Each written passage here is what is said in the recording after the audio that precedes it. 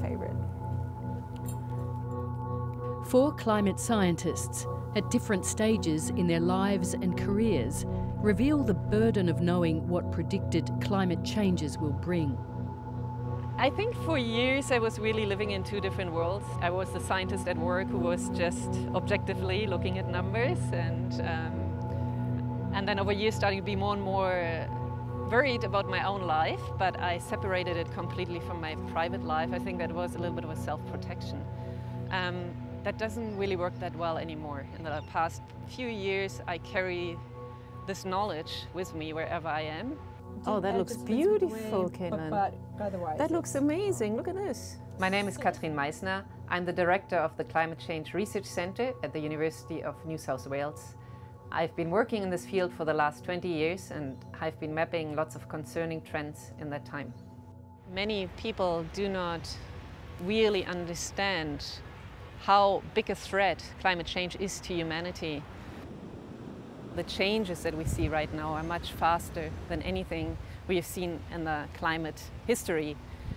And that concerns me because it means that ecosystems might not be able to adapt. It's going to be dramatic. It's going to be very dramatic.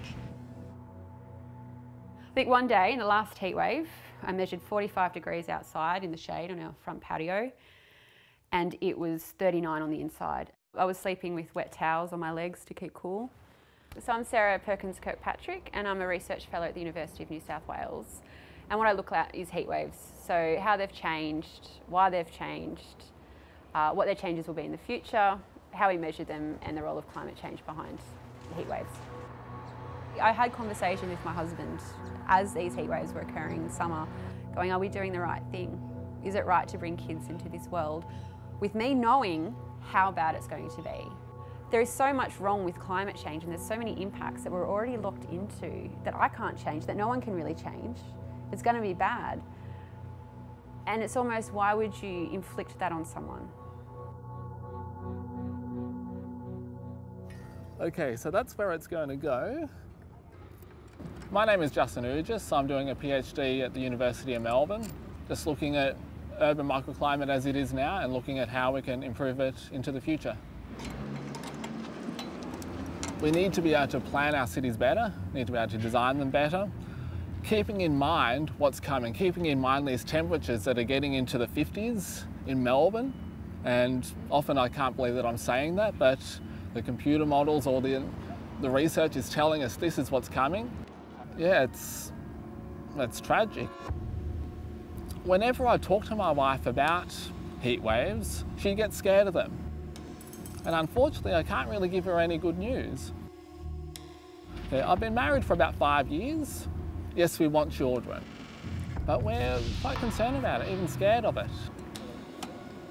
Our parents both want us to have children, and there's a lot of joy that comes with having children. But at the same time, knowing what's coming with climate change, we've actually just been putting it off. You can say you don't believe in gravity, but the apple's still going to hit you on the head. You can say you don't believe in climate change, but it's not going to stop it getting hotter. I think Australia is the most vulnerable, developed country in the world to climate change. My name's Professor David Griggs. I work at the Monash Sustainable Development Institute at Monash University. My background is as a climate scientist and atmospheric physicist. In the past, I've been head of the Intergovernmental Panel on Climate Change, Science Working Group Secretariat. I've been director of the Hadley Centre for Climate Change, which is the UK Government Research Centre into Climate Change. And I've been the vice chair of the World Climate Research Programme. I think we're heading to a future with a considerably greater warming than 2 degrees. And when the world doesn't do something about it, that brings a whole range of emotions into play. I mean, depression is clearly something. You know, you get days when you are down because what you know and what you can see coming is not good. For people living in Australia, it means that a lot of people will suffer and a lot of people will die. The problem is nobody's death certificate will say this person died of climate change. They will say they died of heat stress or cardiac arrest or they died in a bushfire. Climate scientists are under a lot of scrutiny. We get ridiculed a lot by certain people for being alarmists, by going too much into detail, where in actual fact we're actually probably reservists and are very conservative in our estimates and make sure we're so sure of the numbers before we actually get them out there. I don't like to scare people, but the future's not looking very good. Well, I'm fortunate in that I live in Melbourne at the moment, and Melbourne is one of the more climate-adapted cities in Australia. But if I was living in Darwin or Brisbane, I would be seriously thinking about moving. One of the important things about climate change, when you think of it in the context of sustainable development. Among climate scientists, the conversation is turning to their personal plans. We'll talk about where we're planning to retire to or where we're planning to move to and how we're planning to, safeguard our families in the future. And the consensus seems to be Tasmania. Tassie, because it's the furthest south, it's the coolest. We have thrown up the idea and potentially if the opportunities came up moving to somewhere like Canberra. So it's a city, it's got good infrastructure, got good employment opportunities. Yes, it gets warm there and yes, it's a dry climate, but the temperature doesn't get as hot as Sydney. Their nighttime temperatures are a lot cooler. And you can cope with extreme heat much better if you've got cooler nighttime temperatures to sleep. For me and my wife anyway, may be forced to move further south, and I'm sure that there's a lot of other people that are probably thinking the same thing. My grandpa decided to move down to the coolest part of Australia. He's living on a boat south of Hobart and he's trying to drag me down to Tasmania. He's saying, oh, the University of Tasmania is down here, should come down here. And I've often said to him that I think about it. My wife, she's a lot more keen to do it. I find it really hard to decide on one particular region, saying this one is going to be safe and we're just going to lock this one in. I don't think there will be any safe places. The impacts are going to be big. So my approach is to be as mobile, as flexible as possible, to be able to adapt to whatever is going to happen.